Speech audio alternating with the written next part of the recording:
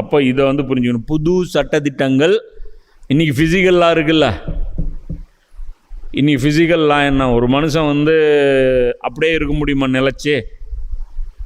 சின்ன குழந்தையாக இருப்பான், அப்படியே பெருசாக வருவான், அப்படி வயசாகிரும், அதுக்கப்புறம் அவன் டவுன் ஆயிடுவான்.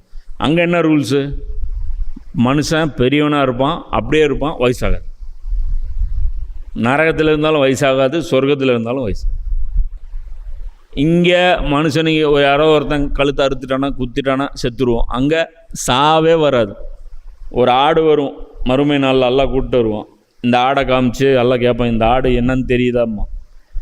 மக்கள்லாம் சொல்லுவாங்க, இதுதான் மரணம், சாவு அப்படின்னு. அப்போ எல்லாம் சொல்லுவான், இந்த ஆட்டை நான் அறுக்கிறேன், சாவை நான் சாவடிச்சிட்டேன், இனிமே யாரும் சாவ மாட்டீங்க. இது எவ்வளோ பெரிய வேதனை. நம்ம ராங் சைடில் இருந்தால், சரியான சைடில் இருந்தால் பிரச்சனை. எல்லாம் சொல்கிறான், சாவை நான் அறுத்துட்டேன், இனிமேல் எவனுக்கும் சாவு கிடையாது. புரியுதா? யாருக்கும் சாவு கிடையாது. அப்போது அதனால் வந்துட்டு இந்த உலகத்தில் பொறுத்த வரைக்கும் நாம் என்ன பண்ணணும்? ரொம்ப கேர்ஃபுல்லாக இருக்கணும். அல்லாஹ் வந்து பகைச்சிக்கூடாது.